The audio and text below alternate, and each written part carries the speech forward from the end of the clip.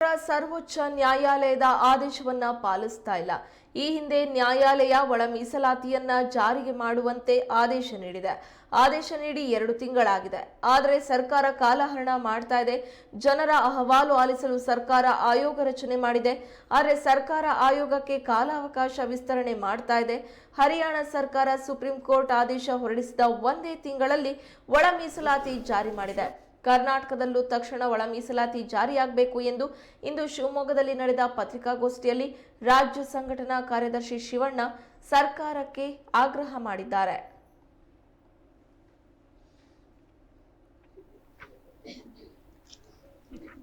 ಬಹುಶಃ 35 ವರ್ಷಗಳ ಕಾಲ ಮಾದಿಗ ಮತ್ತು ಇತರ ಸಮಾಜಗಳು, ಪರಿಶಿಷ್ಟ ಜಾತಿಗಳಿಂದ ಬಂದಿರತಕ್ಕಂಥ ಎಲ್ಲ ಸಮಾಜಗಳ ಒಂದು ಕನಸು ಒಂದು ಒಳ ಮೀಸಲಾತಿ ಅನ್ನೋ ಒಂದು ವಿಚಾರವನ್ನು 35 ವರ್ಷಗಳ ಕಾಲ ಅನೇಕ ಸಂಘಟನೆಗಳು, ಅನೇಕ ಹೋರಾಟಗಾರರು ಈ ಸಮಾಜದಲ್ಲಿ ಮುನ್ನಡೆಸ್ಕೊಂಡು ಬಂದಿದ್ದಾರೆ.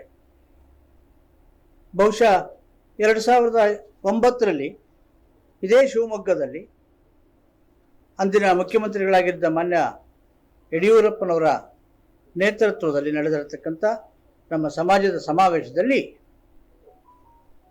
ಒಳ ಮೀಸಲಾತಿ ಆಯೋಗವನ್ನು ರಚನೆ ಮಾಡಿದ ಒಂದು ವಿಚಾರಗಳನ್ನು ಗಮನಕ್ಕೆ ತಂದಾಗ, ಅದು ನೆನೆಗುದಿಗೆ ಬಿದ್ದಾಗ ಅಂದಿನ ಮುಖ್ಯಮಂತ್ರಿಗಳು ಈ ಒಳ ಮೀಸಲಾತಿ ಇದು ನಿಜವಾಗಲೂ ಕೂಡ ಒಂದು ಈ ತುಳಿತುಕೊಳ್ಳುವ ಸಮಾಜಗಳಿಗೆ ಅನ್ವಯಿಸ್ತಕ್ಕಂಥದ್ದು, ಇದಕ್ಕೆ ಸಂಬಂಧಪಟ್ಟಂತೆ ಒಳ ಮೀಸಲಾತಿಯನ್ನು ಜಾರಿ ಮಾಡಲಿಕ್ಕೆ ಆಯೋಗದ ರಚನೆಯಾಗಿದೆ, ಅದರ ಒಂದು ಪೂರ್ವಭಾವಿಯಾಗಿ ಅದರ ಒಂದು ಸರ್ವೆ ಕಾರ್ಯವನ್ನು ಮಾಡಬೇಕು ಅಂತ ಹೇಳಿ ಅನೇಕ ಸಂಘಟನೆಗಳು ಹೋರಾಟ ಮಾಡ್ತಿದ್ದೇವೆ ಅಂತ ಹೇಳಿ ನಮ್ಮ ಕರ್ನಾಟಕ ಮಾದಿಗ ದಂಡೋರದ ಶಂಕರಪ್ಪನವರು ಹಾಗೂ ಇನ್ನಿತರ ಹಲವಾರು ಸಂಘಟನೆಗಳು ಮನವಿಯನ್ನು ಸಲ್ಲಿಸಿದಾಗ ಬಹುಶಃ ಅಂದಿನ ಮುಖ್ಯಮಂತ್ರಿಗಳು ಆ ಒಂದು ನಮ್ಮ ಮನವಿಯನ್ನು ಸ್ವೀಕರಿಸಿ 2009ರ ಶಿವಮೊಗ್ಗದ ಸಮಾವೇಶದಲ್ಲಿ ಆ ಒಂದು ಒಳ ಮೀಸಲಾತಿ ಆಯೋಗಕ್ಕೆ ಅಥವಾ ಸದಾಶಿವ ಆಯೋಗ ಅಂತ ಏನು ಹಿಂದೆ ಕರೆದರು ಅದರ ಒಂದು ಸರ್ವೆ ಕಾರ್ಯಕ್ಕೆ ಒಂದು ಒಪ್ಪಿಗೆಯನ್ನು ಕೊಡ್ತಾರೆ. ಅದಕ್ಕೆ ಸುಮಾರು ಅನುದಾನಗಳನ್ನು ಕೂಡ ಕೊಡ್ತಾರೆ.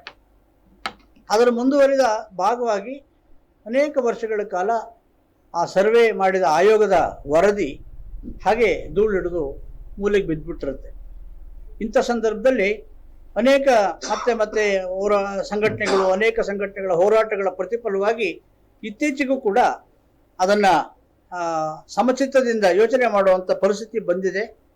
ಬಹುಶಃ ಈಗಿನ ಸರ್ಕಾರ ಆ ಒಳ ಮೀಸಲಾತಿ ಆಯೋಗದ ಜಾರಿಗೆ ನಾವು ಬದ್ಧತೆಯನ್ನು ಪ್ರದರ್ಶನ ಮಾಡಬೇಕು ಅಂತ ಕೇಳಿದಾಗ ದುರದೃಷ್ಟ ಅದನ್ನು ಕೇಂದ್ರ ಸರ್ಕಾರಕ್ಕೆ ಎತ್ತಾಕುದು.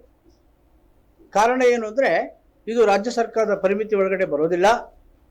ಹಾಗಾಗಿ ನಾವು ಈ ಒಂದು ಆಯೋಗದ ವರದಿಯನ್ನು ಜಾರಿಗೊಳಿಸಲಿಕ್ಕೆ ಅಥವಾ ಅನುಷ್ಠಾನ ಮಾಡಲಿಕ್ಕೆ ನಮಗೆ ಯಾವುದೇ ರೀತಿಯ ಹಕ್ಕುಗಳಿಲ್ಲ ರಾಜ್ಯ ಸರ್ಕಾರಕ್ಕೆ ಅನ್ನೋದನ್ನು ಈಗಿನ ರಾಜ್ಯ ಸರ್ಕಾರ ಮೇಲಿನ ಒಂದು ಕೇಂದ್ರ ಸರ್ಕಾರ ಮತ್ತು ವ್ಯಾಪ್ತಿಗೆ ಅದನ್ನು ಕಳಿಸ್ಕೊಡ್ತು.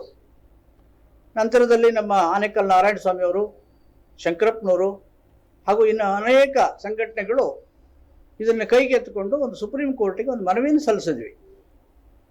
ಆ ಮನವಿ ಸಲ್ಲಿಸಿದ ಪ್ರಕಾರ ಸುಪ್ರೀಂ ಕೋರ್ಟ್ನಲ್ಲಿ ಒಂದು ವಿಶೇಷವಾದ ಒಂದು ಆಜ್ಞೆ ಹೊರಗಡೆ ಬಿತ್ತು. ಏನು ಅಂದರೆ, ಯಾವ ಸರ್ಕಾರಗಳು ಇದು ನಮ್ಮಿಂದ ಆಗೋದಿಲ್ಲ ಅಂಥೇಳಿ ಮುಂದುವರೆದು ಆಯೋಗದ ವರದಿಯನ್ನು ಅನುಷ್ಠಾನಕ್ಕೆ ನಮಗೆ ರಾಜ್ಯ ಸರ್ಕಾರಕ್ಕೆ ಹಕ್ಕಿಲ್ಲ ಅಂತ ಹೇಳಿತ್ತು.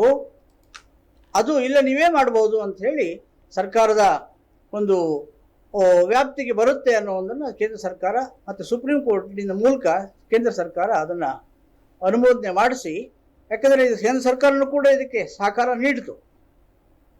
ಯಾಕೆ ಹೇಳ್ತಾ ಇದ್ದೇನೆ ಅಂದರೆ, ಬಹುಶಃ ಸುಪ್ರೀಂ ಕೋರ್ಟ್ನಲ್ಲಿ ಒಂದು ಸಾಮಾಜಿಕ ನ್ಯಾಯದ ಪರವಾಗಿರ್ತಕ್ಕಂಥ ಒಬ್ಬ ಮುಖ್ಯಮಂತ್ರಿಗಳು ಅಥವಾ ಯಾವುದೇ ರಾಜ್ಯ ಸರ್ಕಾರ ಸಾಮಾಜಿಕ ನ್ಯಾಯದ ಪರಿಕಲ್ಪನೆ ಇದ್ದಾಗ, ಅಂಥ ಒಂದು ವಿಚಾರಗಳು ಬಂದಾಗ ಅವರ ರಾಜಕೀಯ ಧೋರಣೆಗಳಿಗೆ ಆ ಸಮಾಜಗಳನ್ನು ಬಳಸಿಕೊಂಡು ವೋಟ್ ಬ್ಯಾಂಕ್ ರಾಜಕಾರಣ ಮಾಡಿಕೊಂಡು ಇರೋದರ ಬದಲು ಇಂಥ ಸಾಮಾಜಿಕ ನ್ಯಾಯದ ನಿಷ್ಠೆ ಹೊಂದಿರತಕ್ಕಂಥವರು ಇಂಥ ವಿಚಾರಗಳನ್ನು ಆದಷ್ಟು ಬೇಗ ಅನುಷ್ಠಾನ ಮಾಡಬೇಕಾಗಿತ್ತು.